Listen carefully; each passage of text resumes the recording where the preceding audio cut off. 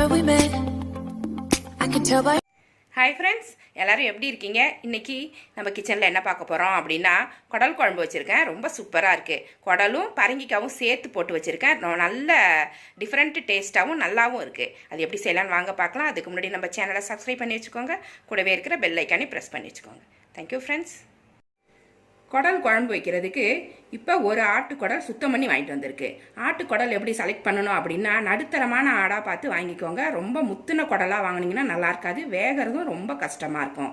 எத்தனை விசில் வச்சாலுமே அது ரப்பர் மாதிரியே கிடக்கும். அது இந்த மாதிரி நடுத்தரமான ஆடு இளம் குட்டியாக இருந்துச்சுன்னு வச்சுங்க, அதோட குடல் வந்து வேகிறதும் ஈஸி, அதான் நல்லதாகவும் இருக்கும்.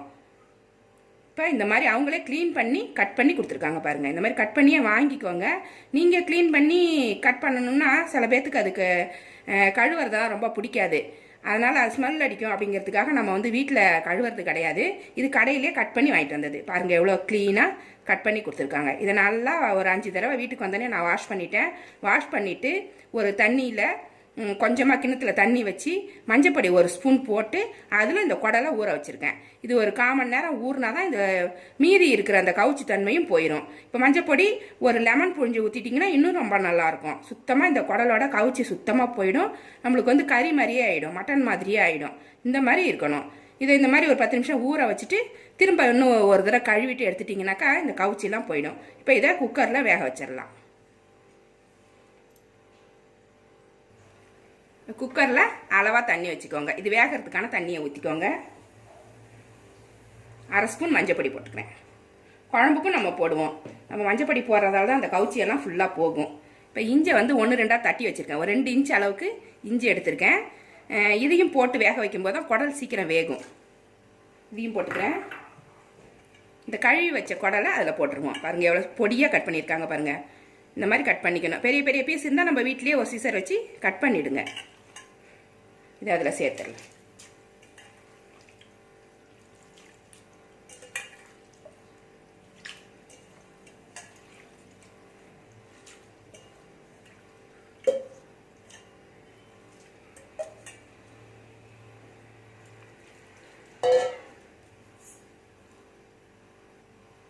கொஞ்சமாக உப்பு போட்டுக்கலாம். நான் ஒரு 1/2 ஸ்பூன் உப்பு போட்டு வேக வச்சுக்கிறேன். குழம்புக்கு மீதி உப்பு போட்டுக்கலாம். இப்போ இதை குக்கரை மூடிட்டு ஒரு 15 விசில் வச்சு எடுக்க போகிறேன். நல்லா வேகணும். இது வேகலைன்னா எக்ஸ்ட்ரா விசில் வச்சு கூட எடுத்துக்கோங்க. உங்கள் குக்கரில் எப்படி வேகும் அப்படின்றத கூட பார்த்து எடுத்துக்கோங்க. என்னோட குக்கர் வந்து 15 விசில் வச்சாதான் இது வேகும். இது எவ்வளோ வெந்தாலுமே குழஞ்சி போகாது, அப்படியே தான் இருக்கும். நல்லா வேக வச்சு எடுத்துக்கலாம். ஒரு பாத்திரம் சூடு பண்ணியிருக்கேன். அதில் வந்து ஒரு கரண்டி நல்லெண்ணெய் ஊற்றிக்கிறேன்.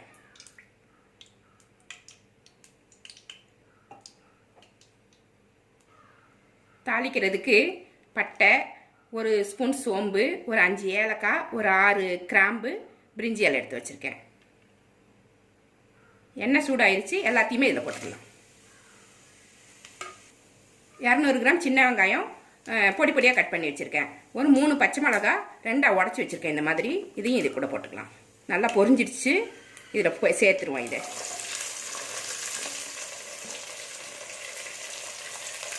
சேர்த்து இதை நல்லா வதக்கிடுங்க.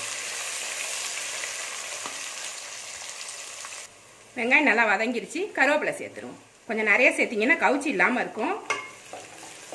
குடல் வேகிறதுக்கு அந்த கவுச்சியெல்லாம் எடுத்துரும் கருவேப்பிலை.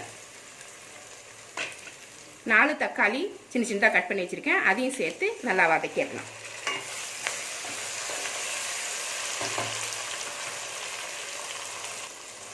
தக்காளியும் நல்லா வதங்கிருச்சு. இஞ்சி பூண்டு பேஸ்ட்டு 3 ஸ்பூன் போடுறேன் நான். இது கொஞ்சம் அதிகமாக தான் போடணும்.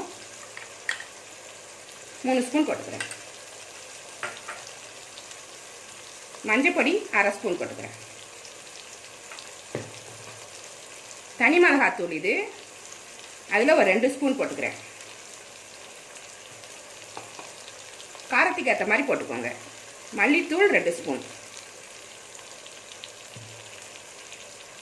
இது மட்டன் மசாலா.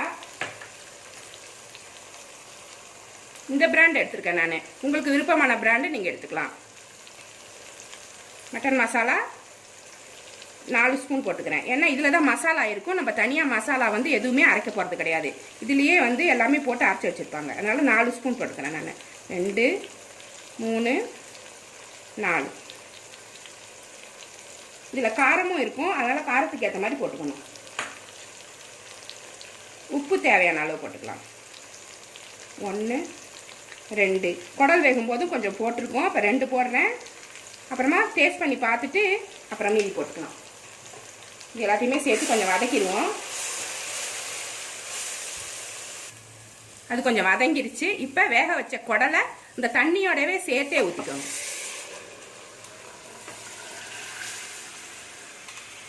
குடலை நல்லா வேக வச்சு எடுத்துக்கணும்.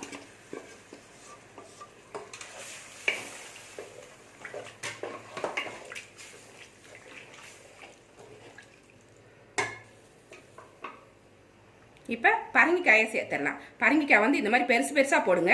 சின்னதாக போட்டிங்கன்னா டக்குன்னு குழஞ்சி அது குடலோட சேர்ந்து போயிடும், நம்மளால் எடுத்து சாப்பிட்றதுக்கு வசதியாக இருக்காது. இந்த சைஸ் போட்டுக்கோங்க. நான் வந்து இன்றைக்கி பரங்கிக்காய் போட்டிருக்கேன். அது மாதிரி உருளைக்கிழங்கு போடலாம். அப்புறம் மொச்சக்காய் உரிச்சு போட்டிங்கன்னா இன்னும் சூப்பராக இருக்கும்.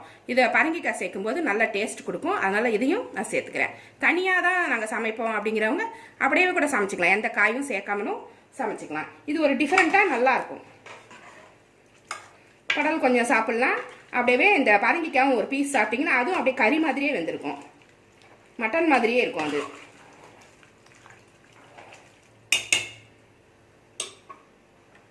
மூடி வச்சு வேக வச்சுக்கலாம். நடுவில் கிளறி விட்டுக்கோங்க. அரை மூடி தேங்காய், இதை நல்லா அரைச்சி எடுத்துகிட்டு வந்துடணும். இது கூட ஒன்றுமே சேர்க்க வேண்டாம், ப்ளைனாக அரைச்சிட்டு வந்துடலாம். இப்போ தேங்காயையும் இதில் சேர்த்து விட்டுருணும்.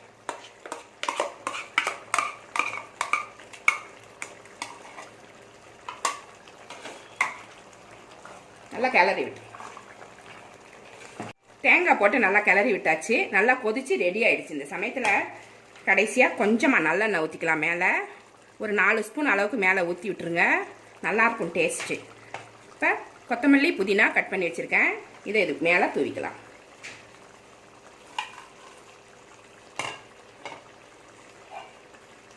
இதை போட்டு ஒரு தட்டால் மூடிட்டு சிம்மில் வச்சுருங்க. ஒரு 5 நிமிஷம் கழித்து இதை எடுத்து அதுக்கப்புறமா நம்ம சாப்பிட்லாம். 5 நிமிஷம் ஆயிடுச்சு. இதை திறந்துடலாம். பாருங்கள், சூப்பராக வந்திருக்கு பாருங்கள். மேலே எண்ணெய் மதங்கி பார்க்குறதுக்கே அட்டகாசமாக இருக்குது. இதை ஒரு பிளேட்டில் எடுத்து வச்சு காமிக்கிறேன்.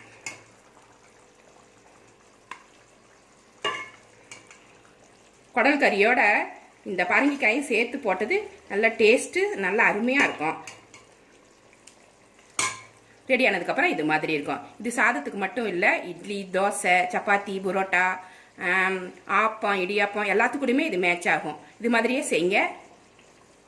உப்பு காரமெல்லாம் உங்களுக்கு ஏற்ற மாதிரி போட்டுக்கோங்க. இந்த ரெசிபி உங்களுக்கு பிடிச்சிருந்தா நம்ம சேனலை சப்ஸ்கிரைப் பண்ணி வச்சுக்கோங்க. கூடவே இருக்கிற பெல் ஐக்கானையும் ப்ரெஸ் பண்ணி வச்சுக்கோங்க. லைக் பண்ணுங்கள், ஷேர் பண்ணுங்கள், கமெண்ட் பண்ணுங்கள். இவ்வளோ நேரம் என்னோட வீடியோவை பார்த்தா எல்லாருக்குமே நன்றி. Thank you friends.